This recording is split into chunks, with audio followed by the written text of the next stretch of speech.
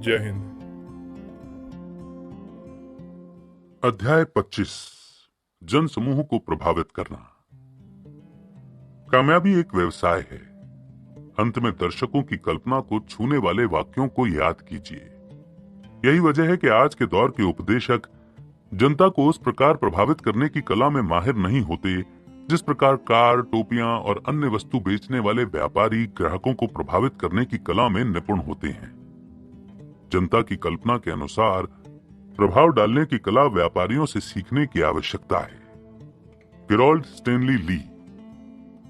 सन 1914 के शुरुआती दौर में पेरिस के फ्रांसीसी और बर्लिन के जर्मनों का समूह मनोवैज्ञानिक तौर पर गुट नहीं माना जाता था। प्रत्येक व्यक्ति की विशेष आवश्यकताएं एवं उद्देश्य थे और इन लोगों को संगठित करने के लिए कोई एक विचारधारा भी नहीं थी। इस दौरान समूह को केवल अलग अलग विचारधारा वाले लोगों का जमावड़ा माना जाता था। लेकिन एक महीने के भीतर लोगों की भीड़ ने गुटों का रूप ले लिया। देशभक्ति, सामूहिक भय और व्यापक संताप ने लोगों को संगठित करने का काम किया। किसी समूह, झुंड और गुट की मनोवैज्ञानिक स्थिति व्यक्ति विशेष की मनस्थिति से भिन्न होती है। भीड़ का अपना अलग अस्तित्व होता है। कारण से प्रभावित होकर व्यक्ति कई व्यक्तिगत भावनाओं और उद्देश्यों को दबा लेते हैं, लेकिन भीड़ की भावनाओं और उद्देश्यों को दबाने में किसी कारण का जोर नहीं चलता। व्यक्तिगत तौर पर किए गए कार्यों के लिए स्वयं व्यक्ति जिम्मेदार होता है, लेकिन लोगों की भारी संख्या की वजह से भीड़ किसी कार्य के लिए जवाबदेह नहीं होती। लोगों का उत्तेजित समूह किसी भी भयानक विचार को अंजाम तक पहुंचाने की क्षमता रखता है। भीड़ की विचारधारा आदिम होती है। भीड़ में विचारों के प्रति प्रोत्साहन होता है, लिहाजा विचारों की पूर्ति के लिए भीड़ किसी भी हद तक पहुंच सकती है। भीड़ लोगों द्वारा तैयार किए गए गिरोह के समान होती है। रस्किन ने भीड़ का कुछ इस तरह से व्याख्यान किया है। भीड़ से किसी भी विषय से संबंधित बात की जा सकती है, उनकी भावनाओं के विषय में जो अक्सर मुख्य विषय होता है, भलाई और धर्म के बारे में, जबकि भीड़ के लिए इन विषयों पर चर्चा का कोई आधार नहीं होता। इसके बावजूद भीड़ में उपस्थित लोगों से इन विषयों पर चर्चा की जा सकती है। भीड़ को मन मुताबिक ढाला जा सकता है, उत्तेजित किया जा सकता है और बड़े से बड़े कार्य की पूर्ति के लिए प्रोत्साहित किया जा सकता है। भीड़ में विचारों से संबंधित संदेश किसी संक्रामक बीमारी की तरह फैलता है। जुकाम की तरह विचारों का संक्रमण होता है और कोई ऐसा विषय, कार्य या उद्देश्य नहीं है जिसके लिए भीड़ को प्रेरित न किया जा सके। भीड़ में लक्ष्य की पूर्ति का जज्बा दौरे की तरह पड़ता है और लक्ष्य पूर्ति के पश्चात दौरे की तरह ही गायब हो जाता है। इतिहास में जन समूह की कार्यशैली के महत्वपूर्ण उदाहरण शामिल हैं। मध्यकालीन दौर में जनता को प्रोत्साहित करने के लिए कारणों की आवश्यकता नहीं थी। मध्यकाल में लोगों ने स्वाभाविक तौर पर प्रभुत्व के पक्ष में समर्थन दिया। जनता के धर्म ने लोगों की भावनाओं को झंझोड़ा। इस भावना ने साधारण तौर पर लोगों को संगठित कर गुट बनाने के लिए प्रेरित किया। 11वीं शताब्दी में साधु संतों ने जनता को मजबूत बनाने के लिए कष्टों के प्रति भय मुक्त होने की शिक्षा दी। एक विचित्र मापदंड तैयार करते हुए कहा गया कि 1000 कोड़ों की मार को 10 भजन संग्रह के रूप में ग्रहण किया जाए और 15,000 कोड़ों की मार को पूर्ण भजन संग्रह माना जाए। इस प्रकार कोड़ों की मार को खुशी खुशी झेलने वाले लोगों के समूह बनने तैयार हो गए। जनता में जुनून की जबरदस्त लहर प्रभावित होने लगी। इस जुनून को खत्म करने के लिए सड़कों पर जुलूस निकालने वाली मंडलियों के अध्यक्षों को जिंदा जलाया गया, प्रताड़ित किया गया, लेकिन जनता ने निरंकुश हुकूमत के सामने घुटने नहीं टेके। धर्म योद्धाओं के उपदेशों से पूरा पश्चिमी और मध्य यूरोप भीड़, गुटों, समूह और गिरोह में तब्दील हो गया।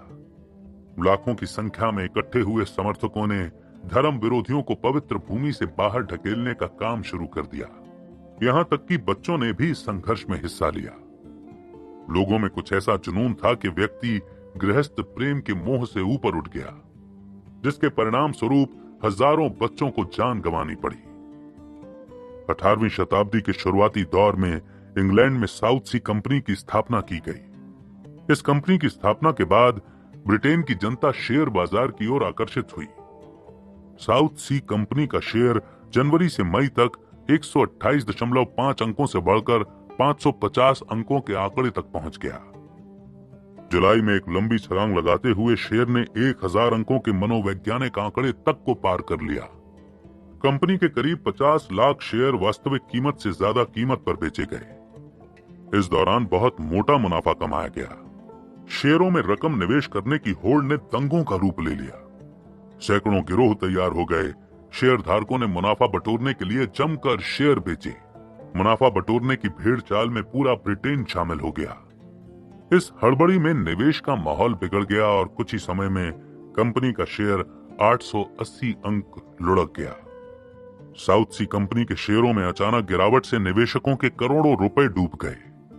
अमेरिका में सोने में निवेश की होड़ में भी कुछ ऐसा ही हुआ था। मुनाफा बटोरने का जज्बा लोगों पर इस कदर हावी हो गया कि अमेरिका में सन 1913 में दंगे फसाद हो गए, जिसमें 48 लोगों को अपनी जान गंवानी पड़ी। भीड़ के मार्गदर्शन के लिए नेता का होना आवश्यक है। भीड़, गिरोह या जन समूह के मार्गदर्शन के लिए नेता का अस्तित्व निर्णायक स्थिति को जन्म देता है। नेता के नेतृत्व में लोग संगठित होते हैं। भीड़ नेता की सलाह के मुताबिक कार्य करती है। नेता के बिना भीड़ किसी निर्णय तक नहीं पहुंच सकती। भीड़ में विवाद पैदा होने की संभावना बहुत अधिक होती है, लेकिन किसी मजबूत नेतृत्व के द्वारा भीड़ को विकास, कल्याण और उत्थान के कार्य के लिए प्रेरित किया जा सकता है। जन समूह अपने नेता की हर सलाह के प्रति समर्पित होता है। कई मामलों में तो जन समूह ने नेता की सलाह के सामने सरकारी नीतियों और नियमों तक का बहिष्कार किया है। युद्ध के दौरान नेताओं से प्रभावित गुटों ने उम्मीद से ज्यादा साहस का प्रदर्शन करते हुए 1 सेकंड में 14 गोलियां दागने तक का कीर्तिमान हासिल किया है।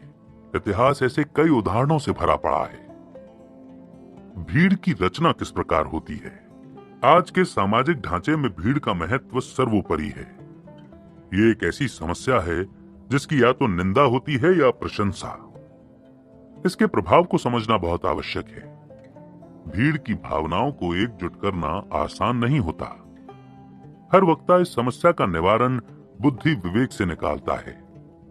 भीड़ जुटाने में सक्षम नेता की ख्याति बहुत तेज रफ्तार से बढ़ती है। वक्ता का कथन जन समूह के लिए सर्वमान्य हो जाता है।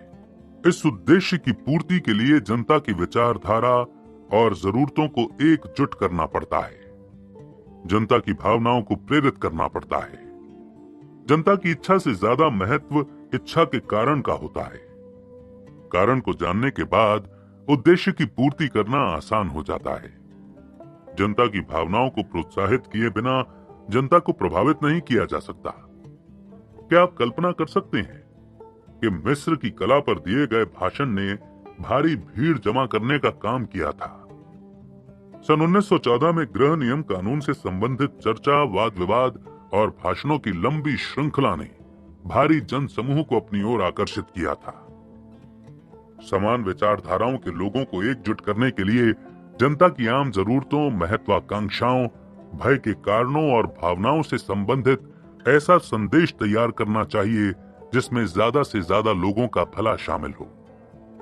किसी एक व्यक्ति की विचारधारा आम जनता की विचारधारा को बदलने का सामर्थ्य रखती है।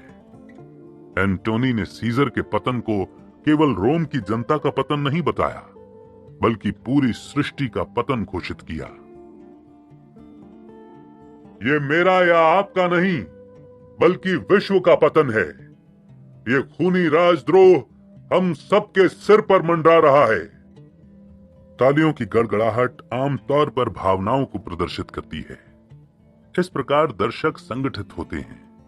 दर्शकों के समर्थन का अनुमान तालियों की गूंज से होता है। रंगमंच पर इकट्ठी भीड़ ने कई गानों पर ताली बजाई और फिर एक स्कर्ट के विज्ञापन पर कुछ लोगों ने जोर से हंसना शुरू कर दिया।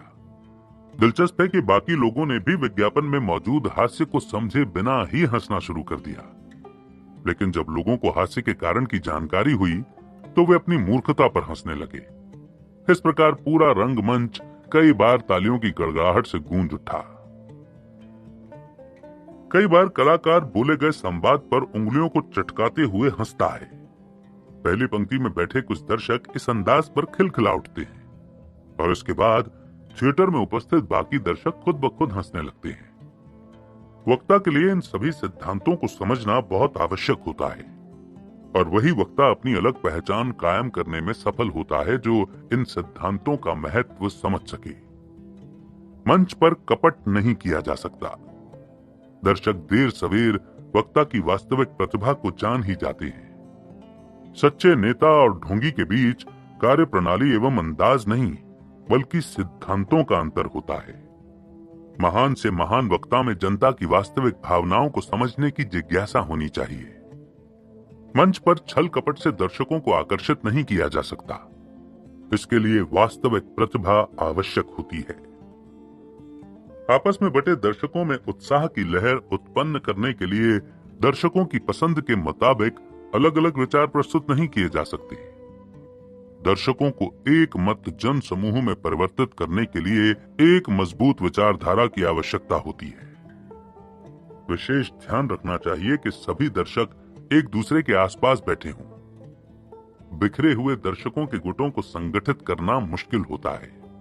रोम के सेंट पीटर में जमा हुई लाखों समर्थकों की इधर उधर बिखरी भीड़ को स्वयं ईसा मसीह से संबंधित भाषण के द्वारा भी एकजुट नहीं किया जा सका था। भावनाओं से प्रेरित सार्वभौमिक विचार भीड़ को इकट्ठा करने का काम करते हैं।